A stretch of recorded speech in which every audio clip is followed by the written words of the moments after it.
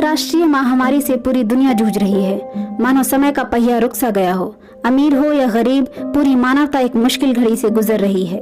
इस संकट के दौर में मीडिया की जिम्मेदारी कहीं ज्यादा अहम हो जाती है कि वो इस महामारी से लड़ने और इसे खत्म करने के लिए रिपोर्टर्स की फौज को लगा देता है या फिर समाज के एक तबके को खलनायक बनाकर उसे महामारी का जिम्मेदार ठहरा देता है।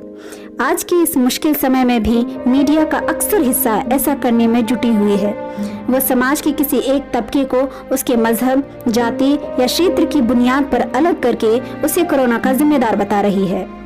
इस तरह के प्रोपेगेंडे को वायरस की तरह फैलाने में भारतीय मीडिया पूरी दुनिया के मीडिया का गुरु बना हुआ है। निजामुद्दीन मरकज मामले को कोरोना से जोड़कर इसे पूरे देश में चर्चा का केंद्र बना दिया गया। मीडिया ने जिस तरह तबलीग के बहाने पूरी मुस्लिम कम्युनिटी का खलनायकीकरण किया और समाज में मुसलमानों के खिलाफ ऐसी हवा बनाई कि लोग गरीब सब्जी बेचने वाले मुसलमानों को पीटने लगे और उनसे खरीदारी बंद करके उनका बहिष्कार करना शुरू कर दिया। वो गरीब ठेला लेकर रोता रहा, लेकिन किसी का भी दिल नहीं पसीजा। वहीं राजधानी दिल्ली में एक व्यक्ति को जमाती होने के शक पर बुरी तरह पीट दिया गया और निर्दयता की हद तो तब हो गई जब राजस्थान के एक डॉक्टर ने एक गर्भवती महिला को इलाज करने से केवल इसलिए मना कर दिया क्योंकि वह एक मुसलमान थी।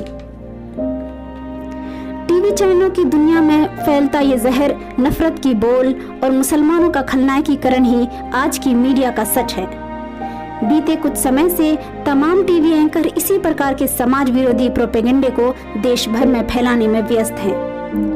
तबलीगी जमात के खिलाफ कुछ सच्ची और ज्यादातर झूठी खबरों को पेश किया जा रहा है। कुछ चालाक और नकारात्मक सोच वाले एंकरों के प्रोपेगेंडे ने कुछ लोगों के बीमार होने पर पूरी मुसलमान कम्युनिटी को अछूत करार दे दिया। इस कठिन समय में मानवता की बहुत सी कहानियां सामने नहीं आ पाई, जिन्हें अगर सामने लाया जाता तो शायद हम एक जिम्मेदार नागरिक होने के साथ एक संगठित समाज बनकर कोरोना वायरस के खिलाफ लड़ रहे होते। मीडिया अपना कार्य सही ढंग से करे या ना करे, किंतु हमें व्यक्तिगत तौर पर अपना काम करते रहना होगा। आइए आपको कुछ ऐसे लोगों के बारे में बताते हैं और कुछ ऐसे किस्सों से अवगत कराते हैं जिसे जानकर मुसलमानों की इन टीवी चैनलों के सच झूठ से दूर एक अलग ही तस्वीर नजर आती है। क्या आप जानते हैं कि इस वैश्विक महामारी से जंग में यूसुफ हमीद की जानी मानी सिप्ला कंपनी पहली वो कंपनी है जो कोविड-19 से लड़ने की दवा बनाने का काम कर रही है। वहीं देश के बड़े मुस्लिम बिजनेसमैन में से एक अजीम प्रेमजी भी हैं, जिन्होंने अकेले देश को 1125 करोड़ दान दिया है।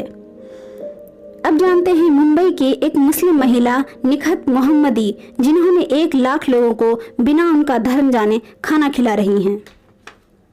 वो कहती हैं कि वो 5 लाख लोगों तक खाना पहुंचाने की कोशिश में लगी हुई हैं। यहाँ तक कि हर तरह के लोगों को ध्यान में रखते हुए वह केवल वेजिटेरियन खाना ही तैयार करवाती हैं। जमात इस्लामी हिंद के वॉलंटियर्स 250 शहरों में लाखों लोगों तक राशन का सामान पहुंचाने का काम कर रहे हैं। इस मुश्किल समय में मध्यवर्गीय परिवार से ताल्लुक रखने वाले तजम्मुल और मुजम्मिल से लोगों की बेबसी देखी न गई तो उन्होंने अपनी जमीन को बेचकर 2000 लोगों तक अनाज पहुंचाया। इतना ही नहीं, बल्कि मुसलमानों ने कोविड-19 से जंग में टेक्निकल फील्ड में भी मिसाली काम किया है।